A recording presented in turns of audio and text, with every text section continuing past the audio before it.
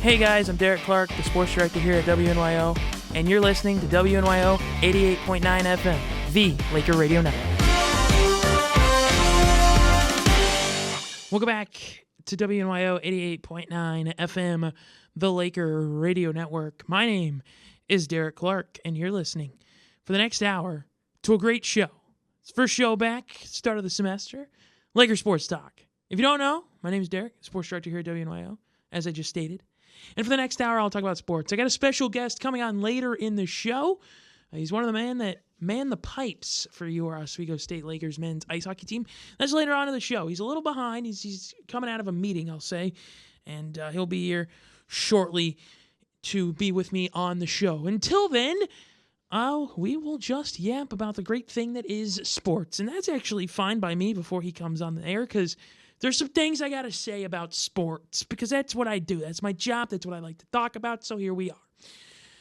So let's talk sports for a little bit, and then he will join us later on the show.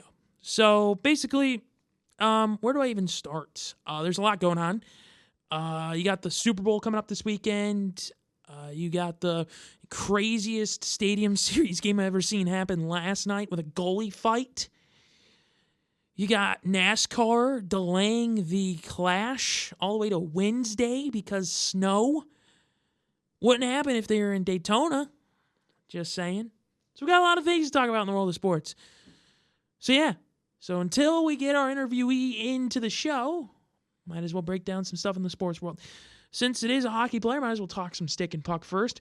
Stadium Series. Stadium Series. Oh, Stadium Series. Oh, Stadium Series. This is the biggest comeback in Tampa Bay Lightning history. After coming back from a 5-1 deficit to the Boston Bruins, they'd come on to win 6-5 in a shootout. But before we got to the shootout, we got to a goalie fight. We got to a full-on brawl. We got into head coaches wearing suits from the 1950s. We got into a lot in the Stadium Series. It's hectic. It was a lot. First off, people that don't know, didn't watch the Stadium Series. Bruins versus Lightning. Crazy series because it was in Tampa Bay, which they predicted would be warm, but it decided to be freezing cold. So cold that the ice was actually getting too hard to play on. They had to heat the ice up and let it melt a little bit and then refreeze, so it wasn't hard enough to freeze and crack. It's crazy stuff out of Tampa Bay. But I digress. So, yeah, Stadium Series. A lot of stuff coming out of it. And what had happened was the Lightning got to a quick goal, made it 1-0. But then Boston scored 5 unanswered, made it 5-1. Everybody thought, man, oh man, the Boston Bruins are going to cruise by the Lightning here. Wasn't the case. Tampa Bay said, hold on. We're at home. We got a ship. This is Ray and J Stadium, home of the Tampa Bay Buccaneers. We got a ship. We got pirates introducing us. Hold on. Hold my beer. And they went on to tie this thing 5-5. Before that, Vasilevsky. A lot of things going on. We got Swayman versus Vasilevsky in a goalie fight. Did not expect that in 2026, but here we are. That's what happened. Vasilevsky versus Swayman in a full-on fisticuffs brawl on the ice at center ice. First time I've seen a goalie fight live in person. Thought that was pretty crazy. I'll bring that up later in the interview in the show, so stay tuned for that. In the world of NASCAR, thought I'd bring this up because it's a little interesting. In the world of NASCAR, it's an interesting one. The Busch Clash, which is happening at Beaugray Stadium, which is getting some snow because just like here in beautiful Oswego, it likes to snow a lot. And that's what happened. It snowed a lot. They're still getting the snow off the track as I speak.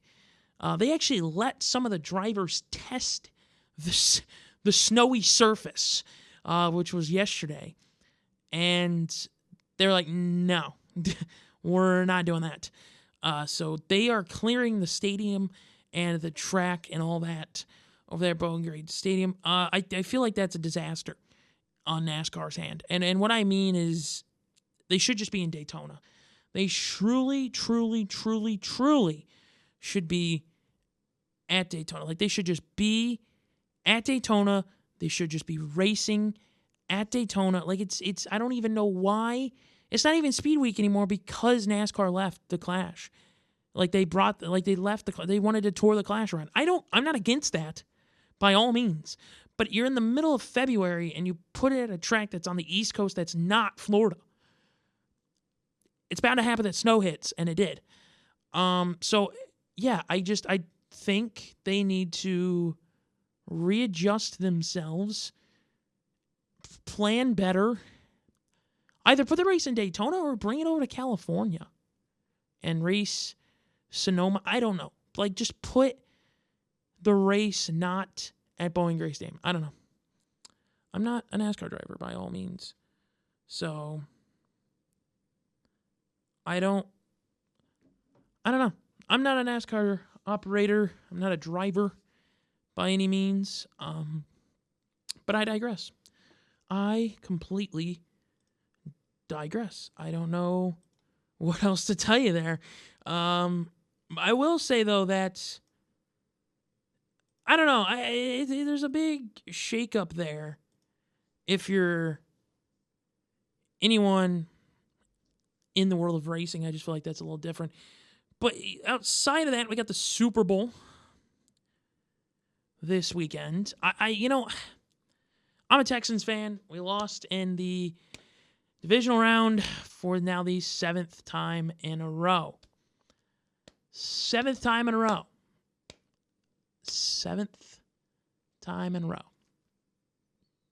Yeah. Depression hit when that happened. So go Seahawks. I hate the Patriots. Sam Darnold deserves the Super Bowl. I got the Seahawks over the Patriots. I don't know if anybody else does, but I do. So there's that. I've been given confirmation that our guest has arrived in the parking lot. So he's making his way to WNYO, which is always important. So he's going to be here in a minute. I have to let him in because we have card access. So I'm waiting for him to actually tell me that he's made it to the door. Andrew Valentine, who is our alt director, was in the actual office. So I don't know if he's still in there, but if he is, the guest is arriving soon. I think he's coming through this way, so I should be able to see him. I don't know. Either way, I digress.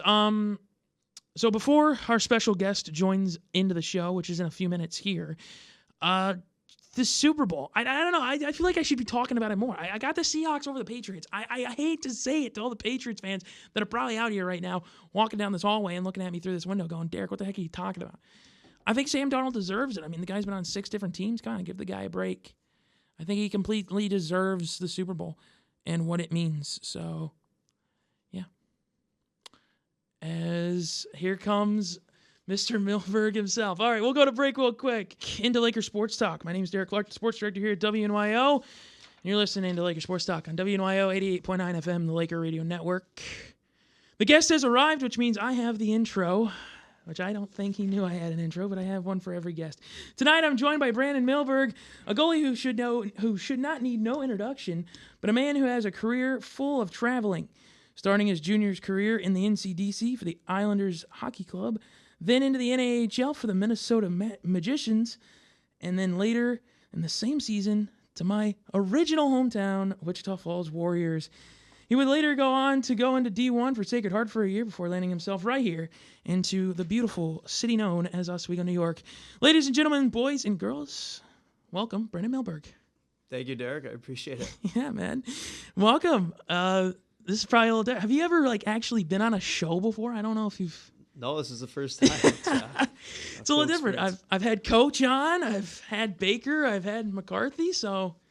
Might as well grab the man that leads the trio of goalies. Yeah, no, I appreciate having me. Yeah, and of course, I said it in the intro, but of course, know you pretty well for playing on Wichita Falls, my original hometown, as I like to say. It's a beautiful place down there in Texas, and being able to play in that beautiful arena that's not even have ice on it anymore. It doesn't even have any events in it anymore, but it's a beautiful arena down there in a beautiful city. So the reason I wanted you on is simple. You're the man. You're the guy who has somewhat of some storylines this year. I'll bring it. I have some questions for you, obviously written down. Those storylines being it's your last year, so it's kind of an interesting one. You had not as many starts as you had last year. Of course, you've only had, I believe, 2 actual starts, 2 more appearances on top of that, subbing in. But no, I feel like this is an interesting year for you because you have 2 amazing goalies with you. The goalie crew is pretty solid, wouldn't you say? Yeah, it's been awesome getting to work, obviously, with Gavin the past couple of years, and bringing Manzi in as well.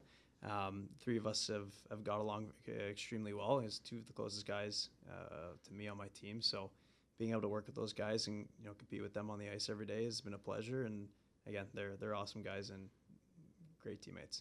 Yeah.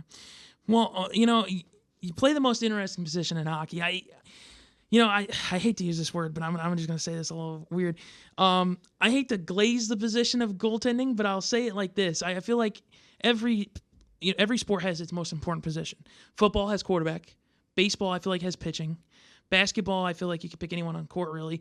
But hockey, it's goaltending, in my opinion. The reason being is you're the guy facing pucks going 70 to 90 mile an hour from crazy guys from all the way from Alberta all the way to Russia. So I got to ask. I asked McCarthy when he was on the show, and I like to ask goalies this question. It's always a good ice-breaking question, if you will. Growing up in the day, who inspired you to put on the pads? Who was the one that you saw on the TV and said, I want to lace them up?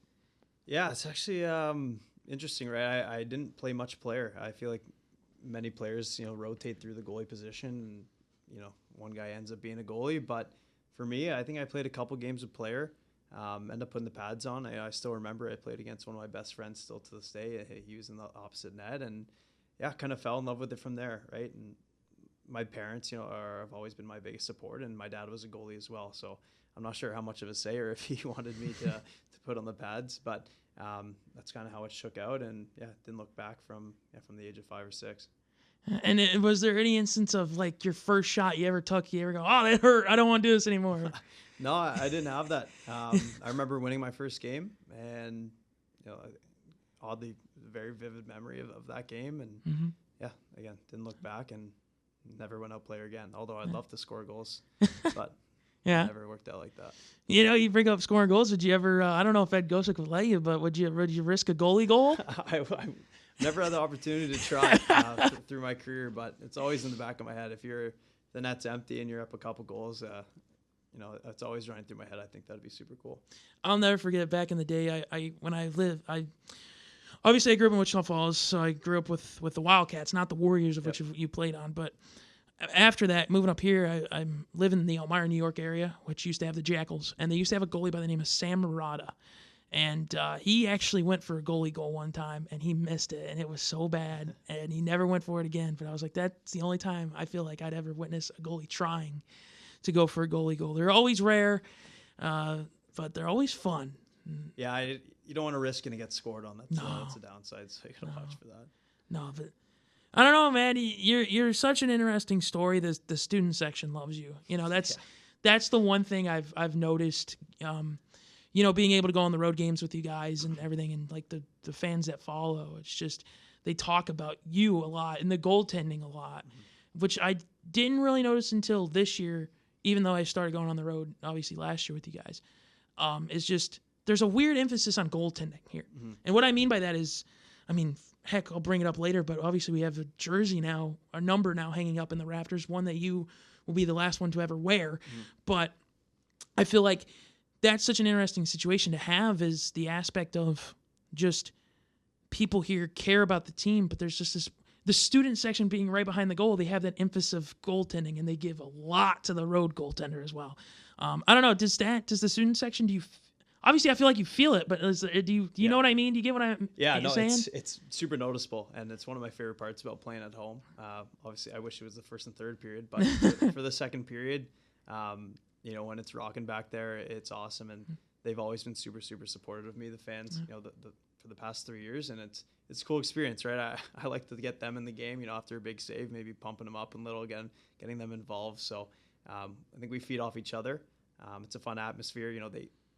I like the pressure that it brings, having a big fan base behind you and having to provide for them and winning games. So having them behind me there, it goes a really long way, and I do really, really appreciate the cheers and everything that they do for me. So it's awesome. Yeah, and it's an interesting story with you because you played for the Warriors in Wichita. I mean, I'm going to bring this back up because I'm originally from there, but you played on the team when the team eventually would go, gone, disappear. By the way, fun fact, that place doesn't even host anything. They used to host bull riding afterwards. Yep. Didn't even happen after that, which is sad because that's a beautiful place. It is a nice place. That's the Yeager Coliseum. Oh, yeah, Coliseum, man. The Wildcats, I'll never forget my first ever hockey game. I sat in the nosebleeds all the way up, and my brother was scared of heights at the time, which is funny, my older brother. Shout out to Devin, who's probably listening. And I just watched it, and I was like, this is awesome. And it being a kid from Texas, football, and everybody wants you to play football or baseball, and I was like, what's this thing of ice? Like, what are they doing on ice, dude? Yeah.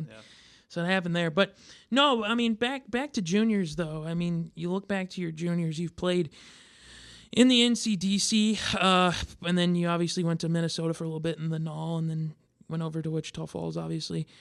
And looking at your juniors, I got to ask, there's always crazy junior stories, but what's your fondest memory of juniors? I feel like you've played in a wider range of junior time than some guys, so. Yeah, I don't know if it's cliche, but just being able to meet all the guys that I did throughout my journey through juniors. Obviously, playing in a lot of places, through COVID in that time, and then in Minnesota and Texas as well. Just being able to experience so many different things and kind of seen every corner of America because of it, and Canada as well. It's taken me some really cool places. A lot of random places that many people don't go. For example, Wichita Falls, it's a small community that, similar to here, was able to bring me in, and kind of had a big fan base, there as well that really supported me. But yeah, just the experiences that junior hockey and college has given me, being able to travel all over the country, all over Canada, all over the U.S., and meeting so many incredible people, and that is obviously those experiences have led me to Sacred Heart and here, where I continue to meet amazing people and have cool experiences. Yeah. Now, speaking of juniors, is there any? I like to ask this question because, Buffalo State, I think, has a unique case of having a lot of more, because obviously it's usually Canadians and Americans that make up a hockey team, and then you have a team like Buffalo State who has a few guys from Russia. Looking at juniors, I feel like, is that a case? Did you play against a lot of guys that were like from countries that weren't Canada or USA? Because I don't know, because it's a little different in each juniors, but I feel like you played in two leagues that kind of have that mix. Yeah, from what I can remember, I would think it was pretty North American. Mm-hmm. I attended a school called the Hill Academy back when I was 16, and that tended to bring a lot of Russians over, so I did play with a lot of Russians there. But through junior, it was a good mix of Canadians. Obviously a lot of Americans with the leagues being in the U.S., but not too many experience with international players. Now you bring up Sacred Heart. You brought it up there just a few minutes ago. I gotta ask. I when I first saw my freshman year when I was here, because you came my freshman year, and I saw the roster, and I was like, former team Sacred Heart, and I'm like, D1, D3, like the jump, and then you have Bannister did the same. What made you make the jump to Oswego? Like, because Sacred Heart, believe it or not, I actually know Sacred Heart pretty well because my aunt works at Cornell, and I've watched them play Cornell a few times. So what made the jump from Sacred Heart to Oswego? What encouraged you? Was it Ed Gosick? I feel like Gosick could probably big answer there. It was opportunity, right? Where I was at Sacred Heart, obviously an incredible place and somewhere that I've met my best friends, the freshman class that I went in there with. But, as a competitor like myself, you want to have the opportunity to play a lot of hockey games. And, unfortunately, that wasn't going to be the case for the remainder of my career there at Sacred Heart. So, decided to look elsewhere and at top programs where I was going to be a key contributor and going to have an opportunity to be in the crease, play games, and, enjoy going to the rink every day. Yeah. It's interesting because you technically play schools that aren't too far from D1 schools, because Potsdam is literally home to Clarkson, who we actually went to Clarkson's campus and went to their arena before the game against Potsdam, which shout out to Rob who calls the games with me. It was his kind of last second. I don't know. Have you ever been to Clarkson? It's a beautiful campus. Yeah, it's a beautiful place. We had a showcase when I was 16 there, so we got to play it there. It's a nice rink out there. Yeah. You know, they got a nice rink, and shout out to the weird security there because there was a women's game that day, and they were like, yeah, you can walk around. Shout out to those guys. They were like, yeah, just have fun. So we did, but no, I feel like it's an interesting case because you look at a lot of D3 players, and now this team has two. Of a rare case of someone going D1 to D3. Of course, I think Hobart, who you will play on Friday, I think they have a couple guys too. Mm-hmm. But it's kind of rare. But I also feel like now with the whole NIL situation, that might also be whole play time gets a little. I don't really know. I'm not a college athlete, but I'm just assuming with what I know from more of college football than college hockey in that case. But I don't know. Is that a thing? Does that happen? I don't know. Yeah, you'd have more insight on that. Yeah, the whole landscape of hockey has changed really with the rule change of CHL players being able to play NCAA, and it's created a trickle down effect, from D1, D3, and throughout junior hockey. So with major junior players being able to go play at NCAA D1 schools, it takes away a lot of opportunities from players who are already there, and yeah, it's a new reality of hockey, which is interesting for sure. Yeah, it's a little different. I wasn't expecting to grow up in this time, but here we are. We're in the middle of it. We're in the thick of it, and it's changing every day too. It's crazy. It's insane. The junior time though up there with the OJ and all that and all the Canadian junior leagues, there's a bunch up there. Yep. And they're fun. So, and I bring up the OJ because isn't the OJ now like an affiliate with the actual OJ or actual OHL? Or something like that. It was the Greater Ontario, so the GOJ. Yeah. The GOJHL is now an affiliate with the OHL. So okay. Is that one? Okay. Okay. I had to write. My brain. There's too many. Leagues. There's too many. There's too many. It's a whole thing out there. No, you look at last season, and obviously winning the SUNYAC and. For me and Rob to run in that locker room and feel the energy with you guys is always fun. So appreciate Ed Gosick in the aspect of, can I go in there and talk to him? And Ed Gosick goes, yeah, duh, go. And I was like, okay. No, but, you look at last year, obviously you won the SUNYAC title, which obviously congratulations. Thank you. This year, though, it's a little different.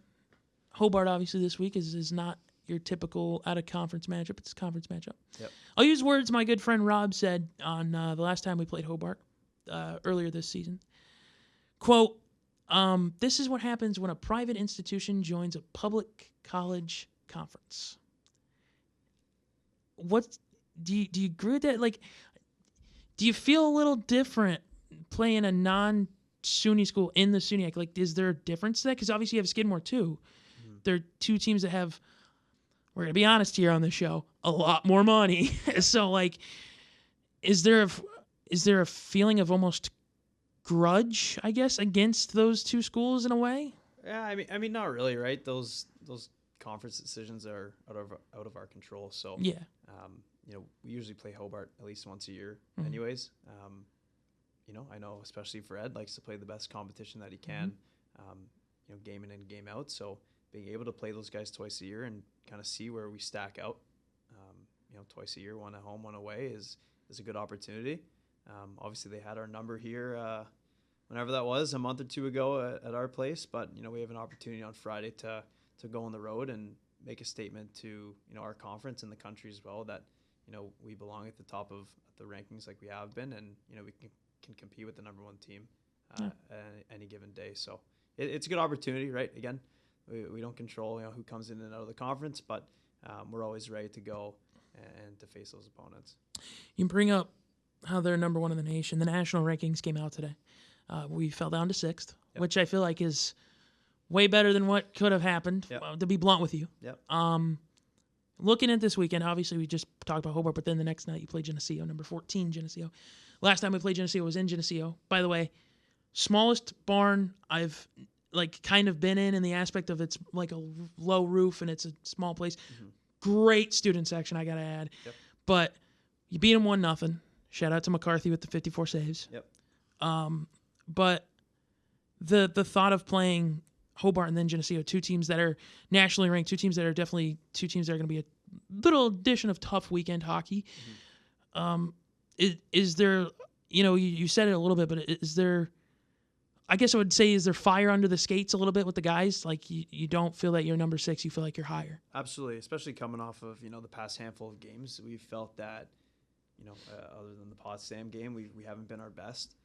So, this gives us an opportunity again to see where we stack up, obviously against Hobart on Friday, take care of business there, and then, come back home for a great game against Geneseo, who's going to be pretty pissed off from the last time we played them. So it's going to, again, creates 2 good opportunities to see where we stack up and kind of bounce back from, a little bit of a struggle that we've been having in the past 2-3 weeks. Yeah. You look at just the landscape of the schedule, and I pointed this out to Rob. The only time you didn't play a team from the state of New York for the entire season until probably, let's say you make the national tournament, because obviously trying Indiana, stuff like that, was Williams. Yep. And that will be the only case. Is there a weird feeling playing only in the state of New York? Yeah, it's a new experience for myself. I mean, I feel like I'm pretty well traveled through juniors and everything, and even my freshman year of college, the travel was a lot. So it's nice from that aspect. The bus rides are short. You're not getting back at 3-4 in the morning on Saturday nights, which is nice. But yeah, it's the bus rides are nice. Don't really think about the geographical things too much. I think about it a little bit because when I was with Elmira College and calling their games, I started when I was 10, and so as a little kid, I kind of grew with the idea of Elmira being a private school. They played teams that were in the whole in the area, but also they played teams in Massachusetts, because they were part of the whole now defolded NEHC, and then before that they were part of the UCHC, so they played teams in New York, Pennsylvania, stuff like that. Obviously, they're only 45 minutes from the PA border, unlike here, but I digress. So I feel like I grew up with that, and then seeing the schedule this year and the year before, my freshman year, going, they only play teams in the state of New York? I wish the schedule was a little longer. It was to a give little us some different. opportunities for us more out of conference, Yeah. but Adrian last year was a cool one to have them come all the way over here. Adrian's a great school. Shout out to them. They have 8 teams. I mean, actual D3 teams, and then you have your 6 ACHA teams, which is we have 1 ACHA team. I couldn't imagine 6. Right. So, but no, I it's a little interesting to think the bus rides of the guys. So the bus rides, are they fun? Are you guys playing cards? Because there's always that weird story, and I grew up with an ECHL team, so there's always that weird story of guys playing cards, or you got the one guy that just solely listens to music and is staring at the window. Is there team bonding going on, or are you guys just bored out of your mind? No, there's a lot of bonding. It's fun. In terms of cards, we don't get the cards going too much just with not having any tables on the bus. But music's always going, especially after wins. I know some guys get a little fed up. I'm always the guy on the speaker, so we're coming back from Platts. No, really, eh? Yeah, so coming back from Plattsburgh last weekend for 4 or 5 hours. That was a blasting game. Tunes after that win. I know some of the guys up front were a little not happy at 2 a.m. with the music, but we're always having a good time, always chatting, watching movies, whatever it may be. So hey, I got to give you props, man. I got to give you props for that game. Rob has family out in Plattsburgh, so he was up there that weekend, and we got him booth access. He did that game by himself. He did it on the phone line, which is an insane poll, but that's what we had to deal with. And I watched that game, and I was in here doing intermission reports, and I got to give you credit, man. You did a heck of a job. Well, thank you. Appreciate it. Yeah, and that was a comeback. That was a game that flipped the bird, baby. That's the number 1 team we hate around here. And especially in a rivalry game like that. Especially a barn like that, too. Yeah. To see that place empty out and all the fans leave was a pretty funny experience as well. I got to give Plattsburgh credit, even though they're our rival. I thought, because I did the road game last year in Plattsburgh with Rob, and Plattsburgh got a beautiful barn. The whole Red Bull tradition, though, I don't like. Made me mad. I know when they have to delay the game like that. So it's like the whole glass breaking thing. What was your thoughts on the bench when that happened with the whole? Because I was for my point of view. When I forget who it was on Canton, I don't remember names, but all I remember is he went to deflect it, and I went ahead of him because I was thinking, oh, he's just gonna dump it, and then I hear psh, and Rob goes, oh, the glass just broke, and I was like, what? And I turned, I go, oh, we're delayed. Yeah, I was surprised how fast they fixed it. Actually, that happened last year in Nazareth. Oh, really? And it was it was like a 45-minute Are you ordeal. wow. So when that happened, we were like, oh, we're going to be in the locker room for an hour. But credit to our crew, they fixed it pretty quick, and we're able to get. But yeah, it's rare. It's fluky. Yeah. Well, you look at that glass, and it's just the aspect of getting a bunch of bumps from guys hitting it, and then all it takes is that one weak point, and the guy hit the puck hard enough to just rain some glass. So, but no, I thought it was funny too, though, because what had happened was when it happened, and then everybody left because you guys just immediately left. You're all right. We gotta go, and I knew that, and everybody knew it, but. Then originally we were told in the booth, they're going to play a 20-45. And I'm like, no, I'm pretty sure that's illegal. I think they have to play the 45 in the period. No, they're going to play 20-45. Like, that's what they were telling us, like the actual score people. And I'm like, that's illegal. You can't do that. 45-minute period, throwing it back to some summer hockey and all that. Like, you can't do that. And they're like, oh, okay. And then they played the 45-second first period. I'm like, you can't just... What? How does it even work? Like, why would you? I don't know. Instance. Yeah. I don't know. It's weird times in the world of D3. Yeah. I could tell you some stories about D3. Here's a story for you. I'll give you a little short one here. Back when I was with Elmira, Hobart's Elmira's rival. I don't know if you actually knew that, but outside of Hobart, Utica for a while was our rival. There was a game, I believe it was 2016. Utica came in. They showed up mad early. When I say mad early, I mean the puck track's at 7. They showed up at 3 for whatever reason. Oh. They showed up. The reason they did it is because they put their gear in our locker room. Their gear in our locker room. That was fun. Why did they do that? Milberg, you might want to start a fight with that one if you were on the team. It was, it's a rivalry. They did it for the whole rivalry aspect, right. I guess. I don't know. Coach Saul, who still coaches in Elmira, was pretty... hot-headed at least that would fire a coach up for sure. I think that was a little pregame fight. It was a 7-5 win for Elmira and a lot of blood on the ice. There you go. But no, I feel like it's been fun. I appreciate you joining the show. It's always having me. It's always fun, and it's always fun. We got to go to break here, but we'll be back. Don't worry, Milberg's not leaving. Don't worry. We'll be back in a few. You're listening to Laker Sports Talk right here on WNYO 88.9 FM, the Laker Radio Network. Hi, everybody. This is Steve Levy, Sports Center anchor on ESPN and proud alum of SUNY Oswego. And you're listening to WNYO Radio in Oswego, New York. Go Lakers. Welcome back into Laker Sports Talk. My name is Derik Clark, the sports director here at WNYO. Across the table, Mr. Brandon Milberg, man who mans the pipes. I just tongue-tied myself. No, welcome back to the show, everybody. And Brandon, like I said when we exited, it's always a pleasure having guests, and it's a pleasure having you. You were one of the first guys I not only interviewed, but one of the first guys I kind of got close with last year when I got the whole sports director job and had to do the old wake up at 8 a.m. with you guys. And well, you wake up way earlier before 8 a.m. But wait, okay, hold up. What time do you wake up? I gotta ask personally, that. Like this morning, I think my alarm was 6:15. That's not bad. Yeah, that's not bad. That's not bad. I'd rather be a little later, but it's okay. You get used to it. It's better than a few people, probably, I'd assume. No, I'm sure. But no, it's not too bad. Well, hopefully you don't get too tired. But I do have more questions. Took a nap. We're ready to go. We talked about it earlier, but obviously you will be the last goalie in Oswego history to wear the number 1. Yeah. Congratulations on that, I guess. But you obviously Pete Sears, one of the best goalies in program history. I don't know if did you ever look at his? He has a live stat or not live stats, hockey database, I think it is. Mm-hmm. He actually has one. Did you ever read his stats? Because I remember at some point one. I have. Yeah. At some point I've taken a look at his career save percentage, which remember this is back in like the late 60s, early 70s, was I think it was a .882 or .883, which is insane for that time. That's like having a 950 nowadays. Mm-hmm. So obviously one of the best goalies in program history. And obviously you now no longer wear the number 1. So I have 2 questions to this. Number 1, how did it feel to see your number raised in the banner, and obviously, or in the banner raised with your number on it, and now you've transitioned to the number 33? The second question to that is, why in the world 33? Yeah, so, first of all, I guess it was cool to see, my number along with Pete's number go up.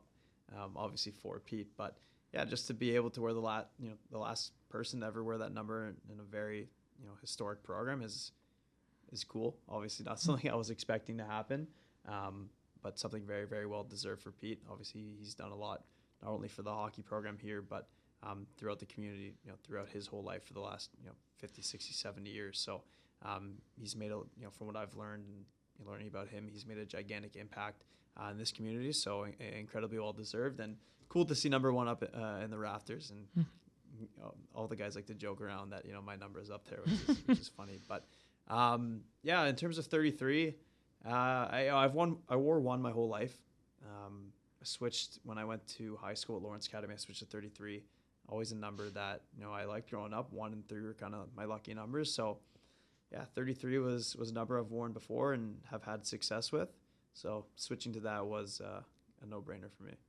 No goalie inspiration. I can't think of a goalie in the NHL that's worn 33 in at least the time that you were growing up as a kid. I can't remember a goalie at the number 33, but I don't know. No goalie inspiration there with the number, just a lucky number. No inspiration from anybody else. Just a lucky number, one that I liked, one that looks good on the jersey. I'll tell you what, man, you look good in 33. Thank you. It's a rare goalie number, Yeah. It'd be kind of. Look, man, I'd give you some props. You're wearing the number 3 on the ice. I'll be honest. If you just went with the single digit, but the 33 is a unique number for goalies.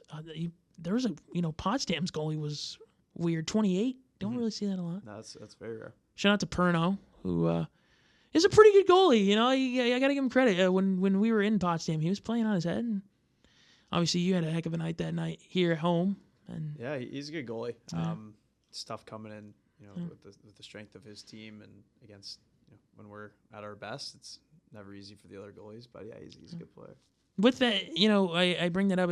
Is there like a weird grudge with goalies on the ice during games? Like, are you not in the sense of like obviously you can't like scream trash talk to them, but like is there a sense of like how do I word this? Is there a sense of like I'm going to hate this guy until the end of the game because obviously you have to shake his hand and there's a sense of respect. But during the game, is there an aspect of like, I'm going to out-goalie this goalie? Not necessarily for myself, right? I obviously respect, all the other goalies and what they have going on. But, for myself, just never really focus on the other team too much and kind of worrying about myself and staying in my own lane, worrying about, whatever's going on in my head and controlling my play. And then, hopefully the other goalie's worrying about himself too. But it's all respect and obviously shaking their hand at the end of the game. And always like to compete, always like a good goalie game, being able to battle back and forth and respecting them that way. But yeah, kind of staying in my own head and not worrying about too many other people.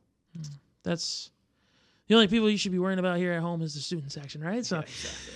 But no, I asked that question because I've heard stories of goalies being in that aspect of like, until I shake his hand, I'm gonna be like, screw you in a sense, but in a sense of respectfully screw you, I guess would be the way to put that.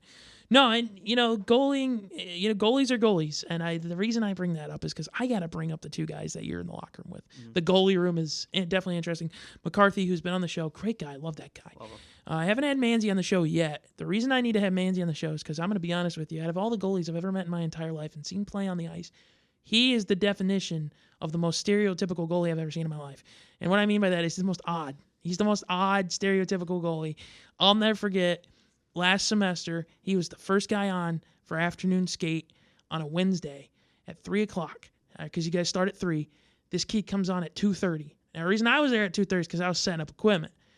I wasn't expecting a goalie to come on. He come on the ice, and he was like doing zigzags on the blue line, going up the... I'm like, dude, you don't even start for another half hour. He don't care. He's doing fake invisible saves. He's having a ball. And the reason I bring up them, though, is the goalie room. Like, you guys got to be connected close, right? Obviously, you're the... I don't want to use this word to offend you, but I'm going to say it, the elder of the room. Yep, no, that's true. And so is there a sense of like they're your, like, I guess I would use the words, your young Padawans and you're kind of like training them, or is there a sense of like, we're here to help each other in the sense of like we're goalies, man. We're here to lift each other up, Yeah, you got to be well connected, and I think every good team has a really good group of goalies and guys that are close. For myself, as you like mentioned, a little bit on the older side compared to them, but no, just being able to be a good mentor to them, like as Gav came in as a freshman this year, and as Manzi's a freshman this year. Sorry, Gav last year, Manzi this year. Just being a mentor, someone, for myself that's been through it for 4 years now, and be able to share experiences, from what I've experienced, and being able to help them out in any way I can, and just, taking those guys under my wing. And, I've always been the type of guy to, my goalie partners have always been my closest friends. That's kind of always how it's chucking out with my teams, for the most part. Even though you are competing with those guys every single day, you got to be super close, right? We're all three of us are on the same page with everything.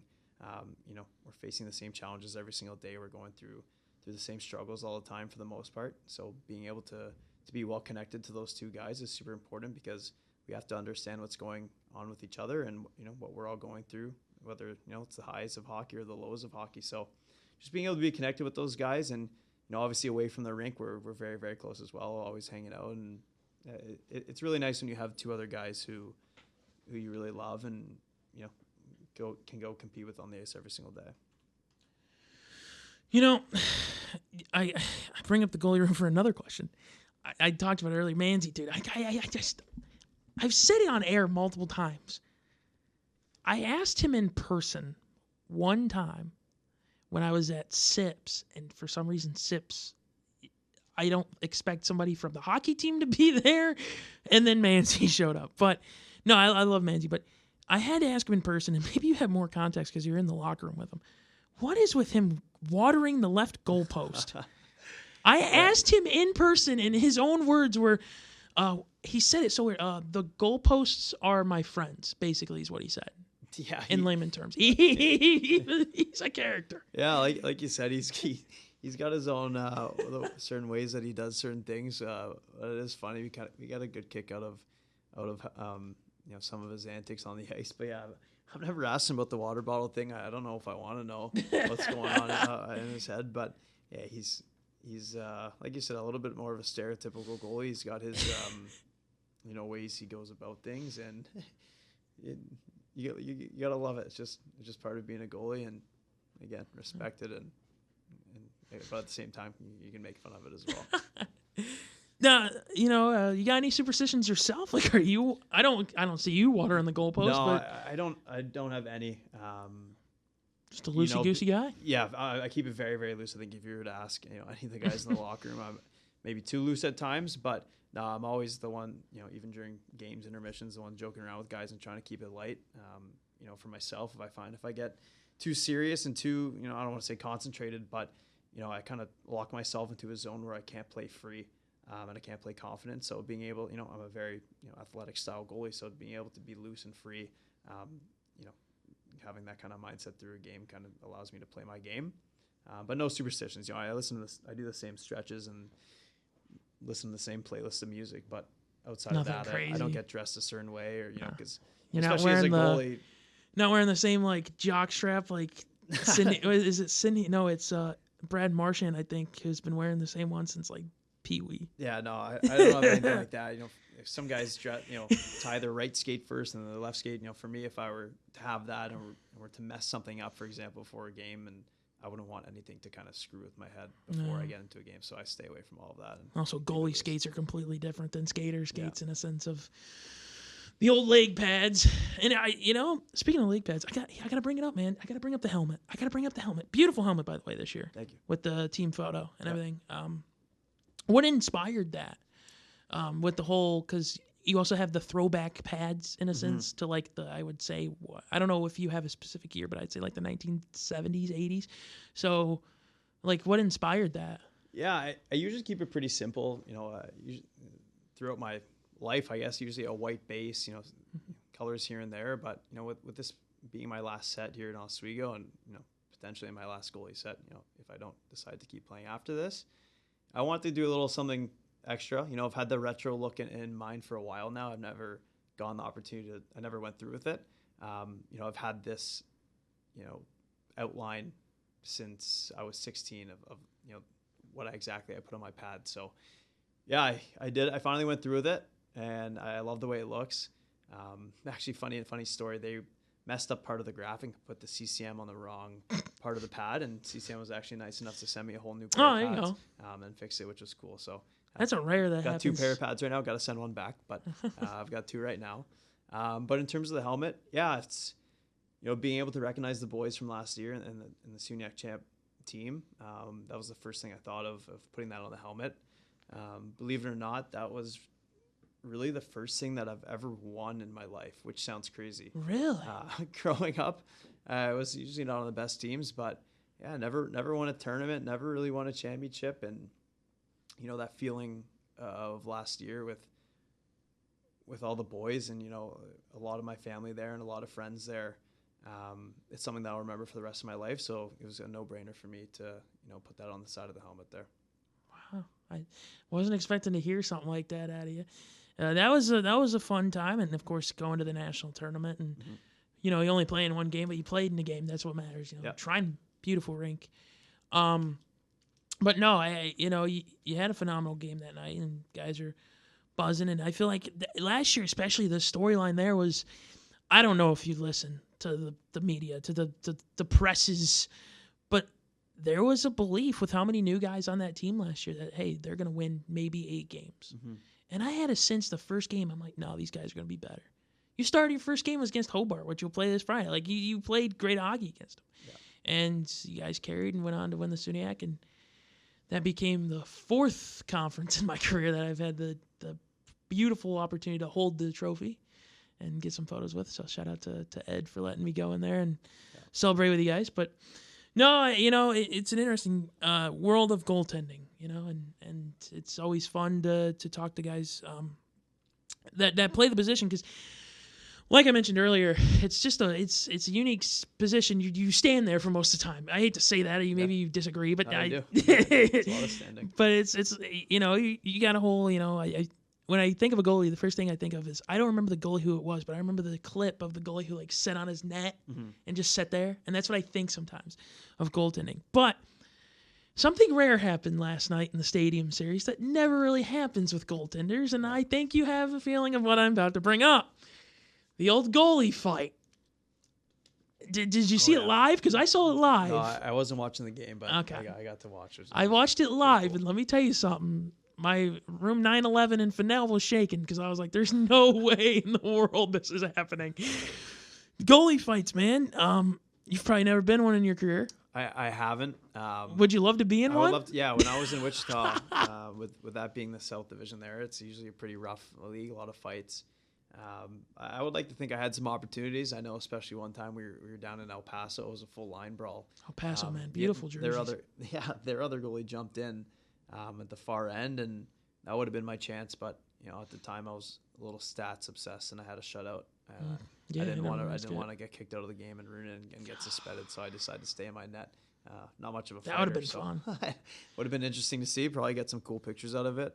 But no, I've never been in a goalie fight. I don't really condone a lot of violence unless it's hockey. And I got to tell you something. Brett Fudger on Saturday gave a beautiful right hook. Let him know that in the locker room. Yeah. I got to call that, which I've called a little bit of fighting in my days. I've seen real fights with the gloves off and helmets off, and I've called that in Elmira. I could tell you stories off of this about those, but that was, to see Brett Fudger just drill that guy with the right hook was beautiful. Yeah. Shout out to Brett Fudger with the beautiful. I said it on air live. I'm like, this guy should do boxing. Like that kind of much. Yeah, he's a big boy. You don't want to get on the wrong side of him. That's for sure. Yeah, we're close to ending the show. I don't know if you know that. You don't know this, but for the people at home, got to give the old 5-minute grace for the next show because there's a show at 8. But before we leave, obviously, goaltending is goaltending, and hockey is hockey.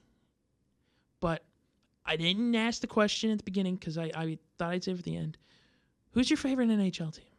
Like, who are you rooting for in the NHL? Leafs. Leafs? Okay. I figured, but Ontario, it could go Leafs, it could go Senators, which I would be amazed if you said you were a Senators fan. Yeah, no, I'm a Leafs guy through and through. It's obviously, through my lifetime hasn't been great. You want me to throw you for a loop? Yeah. What's my team? What do you think?